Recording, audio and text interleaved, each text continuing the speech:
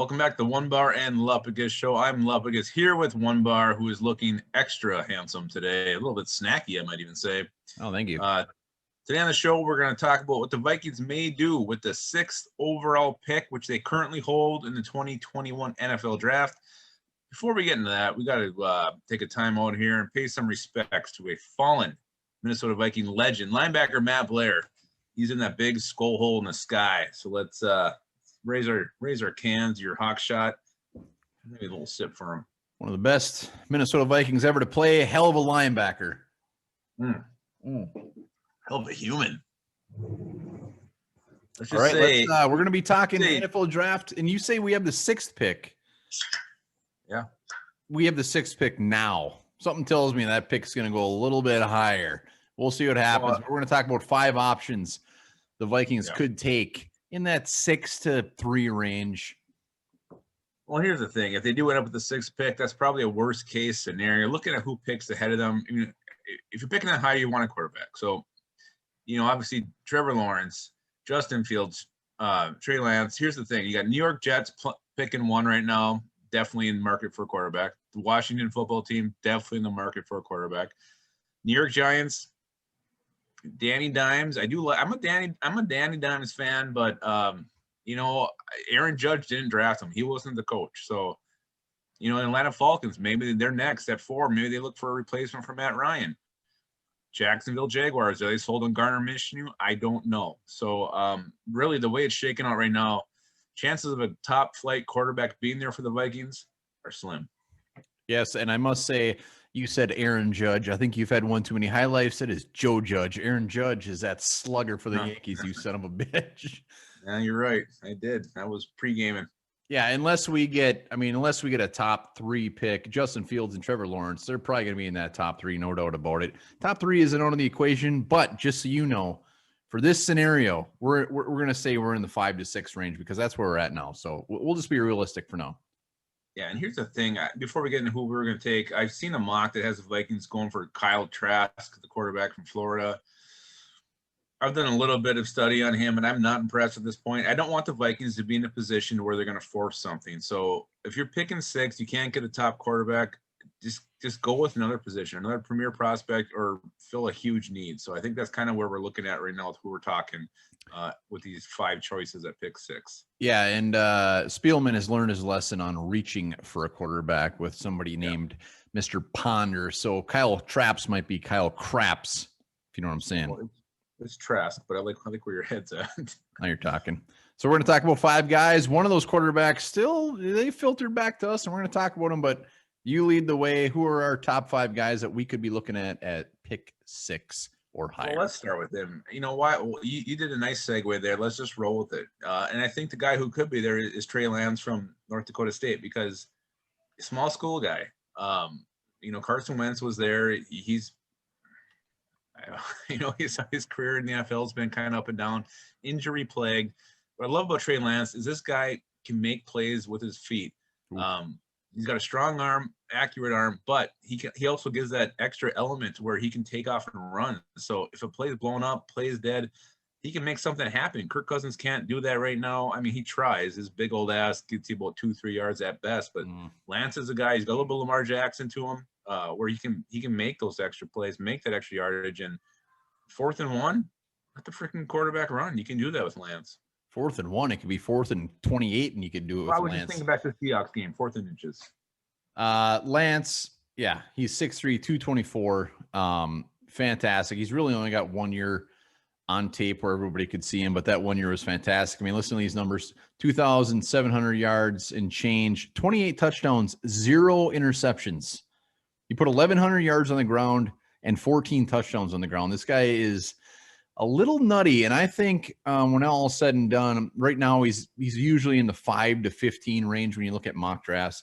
He's going to be a top 5 pick. This guy is just too damn raw, too damn fantastic to go any further. The best part about it is he's a dual quarterback, but he takes care of the ball. I mean, 0 interceptions and 28 touchdowns. I don't care what level you're playing at. And he's got a good accuracy. He's got a good deep ball. He fits the mold of the guys you see right now in the Deshaun Watsons, the Patrick Mahomes, Lamar Jackson. So people are going to be craving for this guy. Yeah, and you touched on some of it, which I think is very important. You said 5 to 15 right now, and our roots are the NFL draft. That's where we kind of started our whole thing. Roots.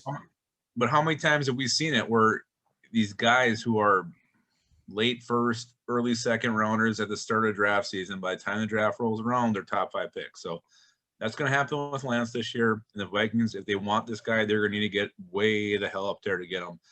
And the way things are going right now, they probably will be there. So let's not kid ourselves. Yeah, I don't. I am fully on board with the fact that the Vikings will have at least a chance to get one of those top 3.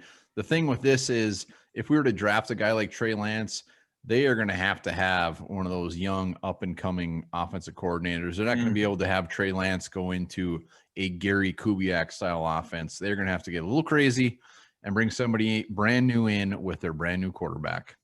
Well, and the Vikings do finish where they're in that range. I do 100% believe there will be a new coaching staff in place. So I think you're right. All right. That's our quarterback option. What else you got? Well, yeah. So let's start talking some needs here and some, best player available. I'm not going any order here, but the first guy on my list is Marvin Wilson, the D tackle, FSU. This guy is 6'5", 305 pounds, 9.5 career sacks. The Vikings need the guy to create interior pressure. They get Michael Pierce back next year. He's going to return. You got your run stuffer. Now you need your penetrator. Wilson can definitely be that guy. Those two next to each other makes my parts tingle. Marvin. Oh, Marvin. Yeah, he's first round D tackles though. I don't like defensive tackles in the first round, especially when we're probably going to have like a top 6 pick. But the fact is, we definitely need a defensive tackle, especially when they get to the quarterback. Last year, he had 5 sacks. He missed the final 4 games. So I'm going to say he probably would have had like 7.5 sacks. He's damn good. And he's good. He's not only good at getting to the quarterback, but he's actually kind of that dual threat. He's good at stopping the run as well. And what I really love about this guy is that a lot of these guys we're talking about have opted out. He did not opt out. And the reason is he did not want to let his teammates down. And I love the shit out of that. Wow. Do you love the shit out of me? Yes, I do. So Marvin Wilson, he will be one of the top defensive players. He will be a top 10 pick in this draft, and he'll be damn good. Again, I just want to go back to the fact, don't force the quarterback here. If you don't get one, take a guy like Marvin Wilson. The Vikings have plenty of other needs. And another need they're going to need, especially after trading Yannick Ngakoue today, is a defensive end. And why not look at Gregory Russo from Miami? That's a hell of a segue you said. Yes, Mr. Russo, 6'5", 260 from Miami. Another guy who did opt out. A lot of these guys opted out. 15.5 sacks last year. That is a little nutty. He is the one thing I do not like about him. We got 1 year of tape on him in 2018. He I think it was an ankle injury, something. He missed the year. He only played 1 game. But this guy is an all-out freak. He's got all the physical traits you want in a defensive end. He's very athletic, and he going to the right team, which would be the Vikings. He could be very explosive, like your shit on a Saturday morning. Yeah, he's 6'7", 265 pounds, and 16 inches. This guy is a beast. He can defend the run. He's got 54 total tackles. He's a do-all kind of guy. You put him next to Daniil Hunter, who's only like, 24, 25 right now. 25. There you got bookend ends for the next half a decade. So if you can't get a quarterback, I think Russo is a hell of a fallback option. Yeah, the one thing about Russo is I think will be a little bit. You're not drafting him for what he is. You're drafting him for what he will be. So there might be a little bit of a learning curve there. I really wish he went to opt it out. I wish he would have came back this year and just kind of proved that last year that he got better, and last year wasn't just a little bit of a fluke. So just the fact that he's only got 1 year scares me a little bit, but he will be a top 15 pick, and he will be a guy that people just drool over the fact of what they can make him become. Yeah, a lot of chicks drooled over me in high school. I don't remember that one damn bit. Weird.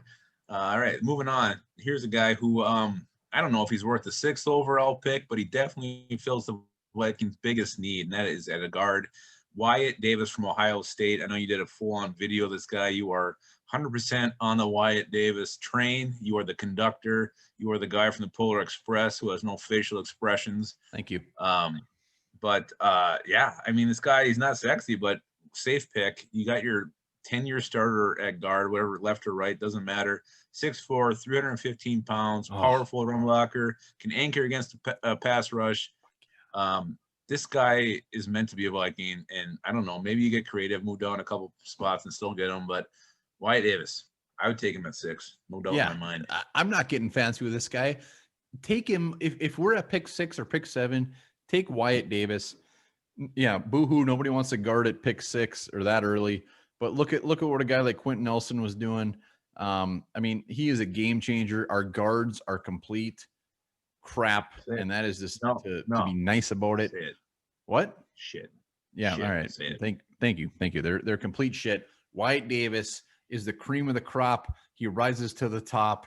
He will be fantastic. Like you said, he is a 10-year starter. The best part about him, he is not nice. He is very, very mean. You see a lot of comparisons to David DeCastro of the Steelers with this guy.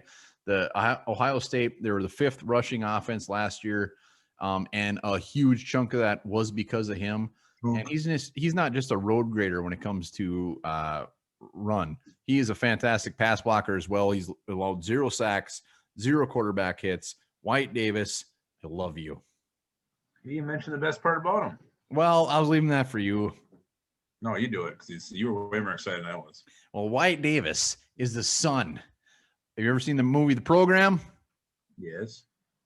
He's the son of the actor who plays Alvin freaking Mack.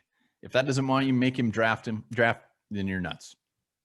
I think I gave him nightmares for years. He wasn't nice, and Wyatt Davis must have watched that movie a lot when he was little because that's how he plays, and I love it.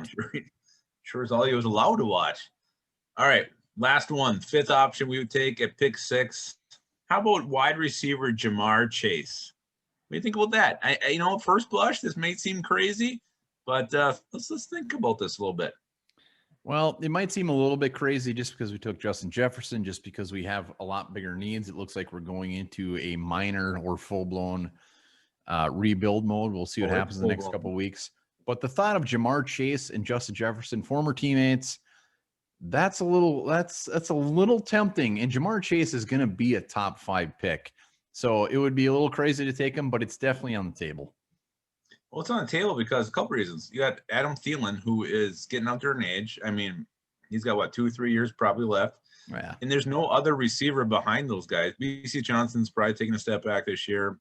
Tajay Sharp is even on the Vikings anymore. I don't even know if we have another receiver. So it's a bigger need than you really think about. And you get Jamar Chase, Justin Jefferson together. Man, I mean, I don't know if Kirk Cousins would be the quarterback moving forward or not, but damn, you could pretty much get anybody here with those 2 youngsters on your roster. You look at what he did: 84 receptions, 1,780 yards, 20 touchdowns. That was in a single season. With Justin Jefferson on the team.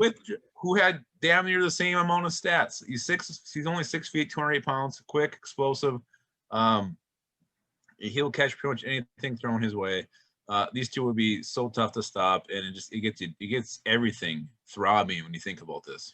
Yeah, it is throbbing. The other side of it, I mean, I keep looking at the other side. We just have such bigger needs, but Jamar Chase, the value might be too tough to pass on. The thing with Chase is it doesn't seem like he's just this freak of an athlete or anything like that. He just does every damn thing very, very good. He's strong. The guy catches the ball. He breaks tackles. He's got great hands. Where he really shines is in that deep ball. He can make corners look damn near silly going up and getting that ball. You see a lot of comparisons to Kenny Galladay. I think he's going to end up being better than Kenny Galladay. Galladay is damn good. But he has made college cornerbacks, very good college cornerbacks, look kind of embarrassing. Yeah, and I think he's one of these guys where if you are in the market for a quarterback and the Giants are picking ahead of you, I think Aaron Judge is going to pull a trigger on this guy. Damn it. I don't know if he meant that or not. There you go. All right. Yeah, and if Chase is still there, the best case scenario is, let's say we're picking at 4, we're picking at 5, and Chase is there, and there's somebody at 7 or 8, we trade back, and we still get a guy like Trey Lance or somebody like that. I hope Chase falls and we trade back or gives us something good like that. I would love to get a second rounder and then something future. Yeah, I think that's going to be Rick Spielman's goal here this fire sale he's having, or if it's in the draft, try to recoup that second round pick that you used to get Yannick Ngakoue. And, you know, you're looking back now, everybody's like, what the hell, you know, what a waste of a pick. It made total sense at the time. So don't, you know, he's trying to make his team better. You can't fault him for that. The fact he's able to get something back is saying that, you know, Minton is a mistake, you know, or not a mistake, but the way things have shaken out, he had to do it. So, yeah, if he moved down a little bit, whether it's for, you know, move back a little bit to get Trey Lance, move back a little bit to get Wyatt Davis, that's definitely on the table and something I think Rick Spielman will be definitely open to if he does have the pick that's going to not get him that top tier quarterback. Yeah, I think the 5 guys we just listed are definitely all very, very valid options for the Vikings come draft day. And in a month from now, when we do this again, we might be talking about the top 3 picks where we'll be talking about Trevor Lawrence and Justin Fields. But for now, these are the guys. This is worst case scenario. The Vikings are going to finish with a very, very shitty record. And these guys will be there. Yeah, I mean, it's, you know, it'll even be more obvious if we start making some trades. If Anthony Harris goes, or, you know, guys like that, you start losing some linemen, things are only going to get worse. So, yeah, we could be talking top 3. Yeah, we'll see what happens, but we're going to be talking a lot of drafts because with the record we have, we might as well start talking draft to get a little bit excited about the future. Nothing else will get us even remotely hard. So, yeah, it's going to be all draft talk. All right. So speaking of hard, here's something you may not have known. A male's testicles hang at different lengths, so they don't damage each other or collide when running or sitting.